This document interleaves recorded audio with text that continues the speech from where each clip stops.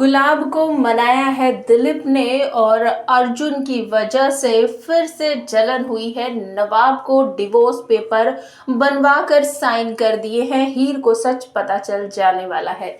Hey everyone, तू Juliet जल्दी serial के आज रात के एपिसोड में आप सबको देखने को मिलने वाला है कि आज दिलीप का एनुअल मेडिकल चेकअप होने वाला है और हमेशा की तरह दोनों हस्बैंड वाइफ ही जाते थे, लेकिन इस बार गुलाब नाराज है दिलीप से, तो वो साथ में नहीं जाना चाहती, लेकिन वो अपॉइंटमेंट ले लेती है डॉक्टर से और कहती है कि आप थोड़ा पर्सनली ध्यान रखिएगा, मैं किसी और काम में बिजी हूँ, आज मैं नहीं आ पाऊंगी। ये बात सुन लेती है हीर और वो सोचती है कि ये सब कुछ मेरी वजह से हो रहा है।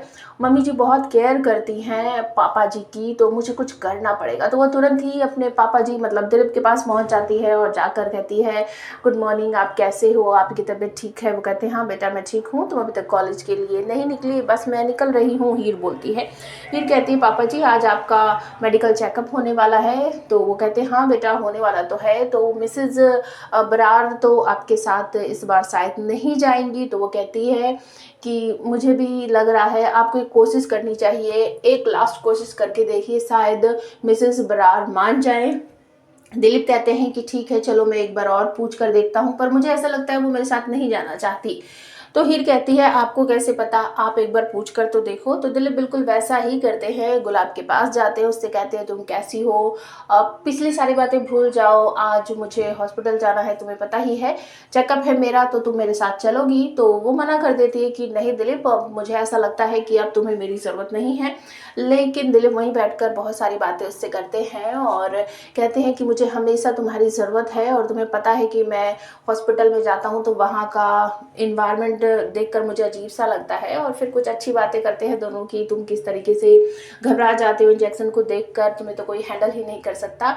और तभी बातों बातों में वो हाँ बोल देती है और दिलीप के मुंह से निकल जाता है कि हीर ने सच कहा था कि तुम साथ चलोगी, तुम हाँ ज़रूर बोलोगी। ये बात भी बहुत बुरी लग जाती है गुलाब को और वो सोचती है कि अपने बच्चे तो किसी मैटर में बोल नहीं सकते, लेकिन ये हीर ज़रूर बोल सकती है। वो फिर से चिढ़ जाती है और किसी वकील का अपॉइंटमेंट बुक करती है वहाँ जाने के लिए।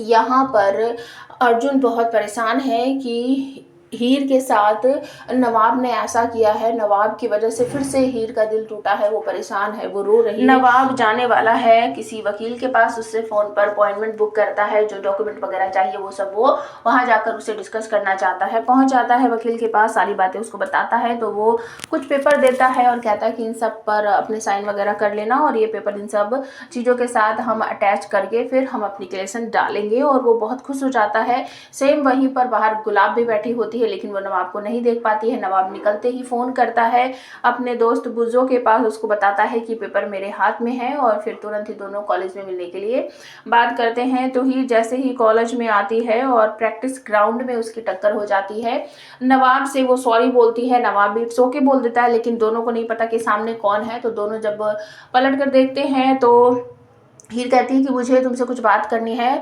तो वो कहता है हाँ जल्दी बोलो, मुझे बहुत सारे काम है, मुझे प्रैक्टिस करनी है। तो जैसे ही वो बोलने को होती है तो नवाब के हाथ में उसको अपना बैंड दिख जाता है। उसे ऐसा लगता है कि शायद मुझे माफ़ कर दिया है नवाब ने, इस वजह से वो कुछ बोल नहीं पाती है। और सेम वहीं पर अर्जुन भी नवाब से हीर बात कर रही है, फिर कहता है कि ये फिर इसी से बात कर रही है और बॉलर आकर बॉलिंग कर देता है और वो अर्जुन के सर में लग जाती है। अर्जुन नीचे गिर जाता है, सब लोग उसकी तरफ भागते हैं, हीर भी भागती है।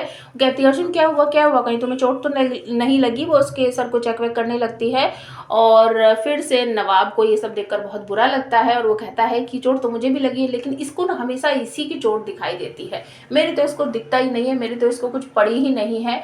और वो पहुंच जाता है कैंटीन वगैरह में, लाइब्रेरी में कहीं, वहाँ जाकर बुजुर्ग को सब कुछ डॉक्यूमेंट दिखाता है, वहाँ कुछ लिखता भी है, साइन करता है और पीछे पीछे पहुंच जाती है हीर भी। वो सुन लेती है किसने डिवोर्स पेपर रेडी करवाए हैं, वो बिल्कुल टूट जाती है, वहीं खड़ी खड़ी वो रोने लग जाती है।